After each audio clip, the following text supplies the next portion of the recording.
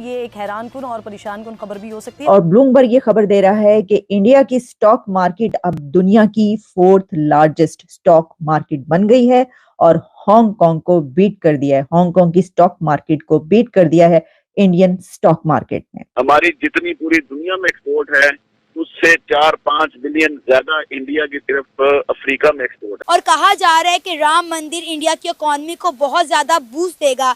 आप क्या समझते हैं कि जी हमारे भारत से ताल्लुकात खराब हैं तो भारतीय चीजें, भारतीय मिठाई जो है वो हल्दीराम की मिठाई आपको लाहौर के अंदर बैठे बड़े स्टोर्स के ऊपर अवेलेबल है, आप ले लें। बिल्कुल और एक्सपायर्ड नहीं होंगी अभी। And India overtakes Hong Kong as world's 4th largest stock market.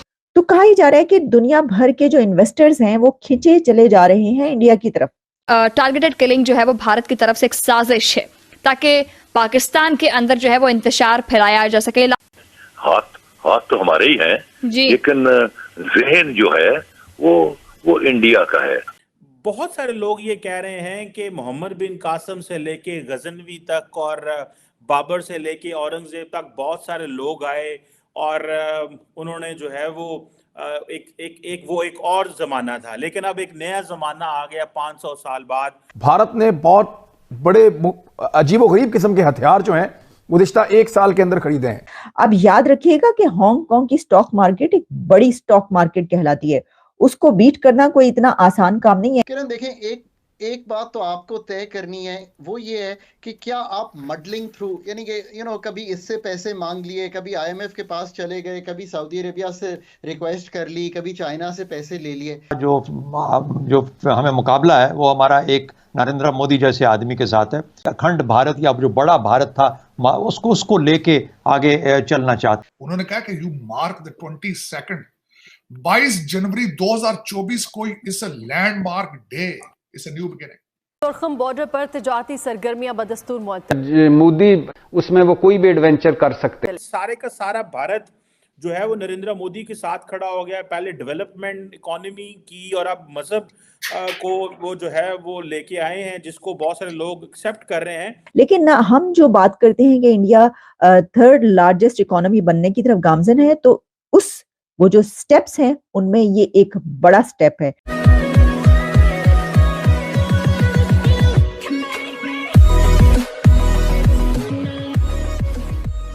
नमस्कार दोस्तों, अब कई सारे अलग अलग यूनिट्स बन चुके हैं जो मतलब कि इंडिया को एक अलग ग्रोथ दे रहे हैं। जैसे कि रेलवे वाली हमने बात सुनी, आपने रेलवे के शेयर्स भी सुने होंगे कि भाई रॉकेट हो रहे हैं, जैसे IRFC और कई सारे और भी शेयर्स हैं। शेयर मार्केट की बात कर रहा हूँ मैं, शेयर मार्केट की। ऐसे कई सारी चीज़ें हैं जो इंडिया को मतलब इंडिया की ग्रोथ के इंजन बन रहे हैं। अब यहाँ पर बात हो रही है कि राम मंदिर की जो प्रतिष्ठा हुई उसके बाद और शेयर मार्केट में उछाल आया है। और ये SBI का सर्वे तो अभी आ ही चुका है, आप सबको पता होगा कि तकरीबन 25,000 करोड़ मतलब तकरीबन 3.25 से $3.5 बिलियन का सालाना रेवेन्यू जनरेट होगा राम मंदिर से। अब ज़रा सोचिए कि मथुरा और काशी ये सारे मंदिर बन जाए तो ज़रा 1 लाख तक भी पहुँच सकते हैं, 1 लाख करोड़ के आसपास। कहने का मतलब ये है कि इंडिया जो है वो 4th लार्जेस्ट शेयर मार्केट बन चुका है सिंगापुर को छोड़कर। और ये बहुत ही खुशी की बात है क्योंकि जैसे मैंने कहा कि कई सारे ग्रोथ इंजन अब आगे बढ़ा रहे हैं इंडिया को। इसी के साथ ही वीडियो शुरू करते हैं। खबर ये आ रही है कि इंडिया ने हांगकांग को ओवरटेक किया है, हांगकांग को पीछे छोड़ दिया है इंडिया ने। और ब्लूमबर्ग ये खबर दे रहा है कि इंडिया की स्टॉक मार्केट अब दुनिया की 4th लार्जेस्ट स्टॉक मार्केट बन गई है और हांगकांग को बीट कर दिया है। हांगकांग की स्टॉक मार्केट को बीट कर दिया है इंडियन स्टॉक मार्केट ने।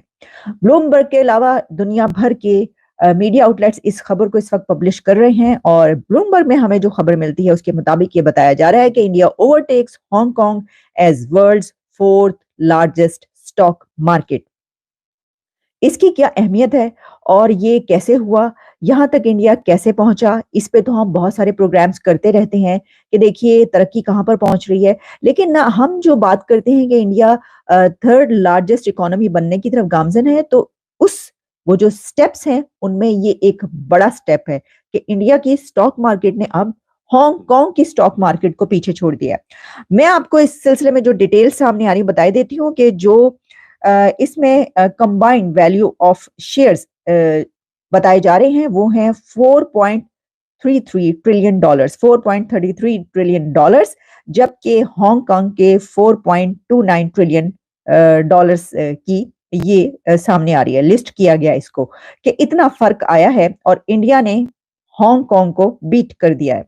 अब याद रखिएगा कि हांगकांग की स्टॉक मार्केट एक बड़ी स्टॉक मार्केट कहलाती है, उसको बीट करना कोई इतना आसान काम नहीं है कि आप ये कहें कि ये एक बड़ी खबर है। और जैसे मैंने कहा कि ये वही स्टेप्स हैं कि जो लिए जा रहे हैं, जैसे कि आप जानते हैं कि जब डावोस में वो मीटिंग हुई अभी, तो वहां पर दुनिया भर के इन्वेस्टमेंट्स मौजूद थे।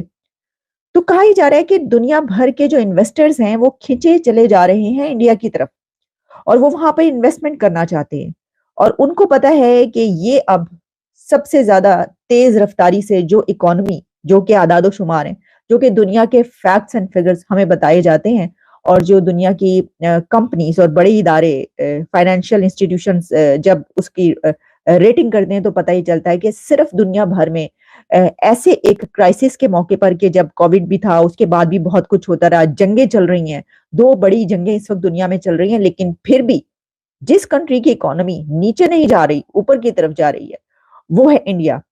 बहुत सारे लोग ये कह रहे हैं कि मोहम्मद बिन कासिम से लेके गजनवी तक और बाबर से लेके औरंगजेब तक बहुत सारे लोग आए और उन्होंने जो है वो एक और जमाना था, लेकिन अब एक नया जमाना आ गया 500 साल बाद।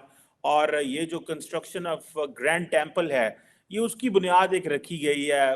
तार साहब, कहा यह जा रहा है कि ये जो अयोध्या है that is going to be Vatican of Hindus, और भले श्रीलंका हो, भले जो नेपाल हो, मॉरिशस हो, बहुत सारे ममालिक के जो लोग हैं अब वो यहाँ पे आया करेंगे।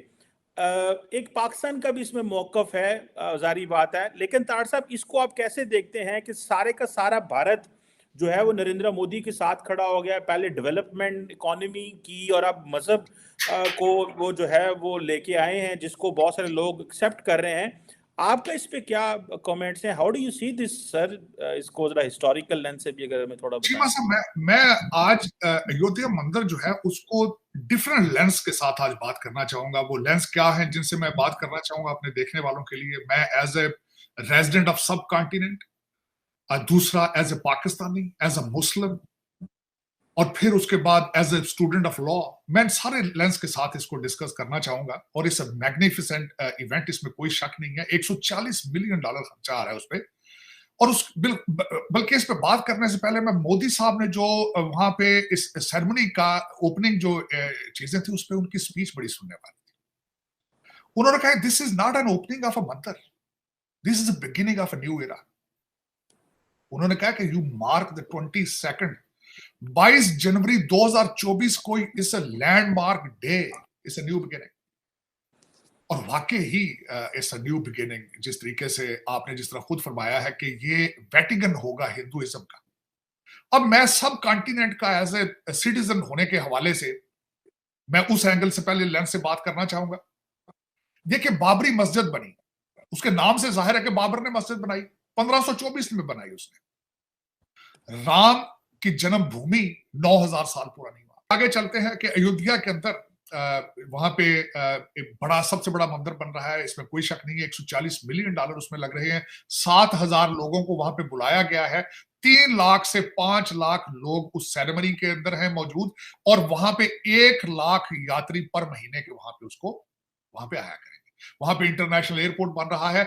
आज के मैं आज सुबह आपके सेगमेंट से पहले ये सुन रहा था कि वहां पे 1 लाख रुपया पर नाइट होटल चार्ज कर रहे हैं।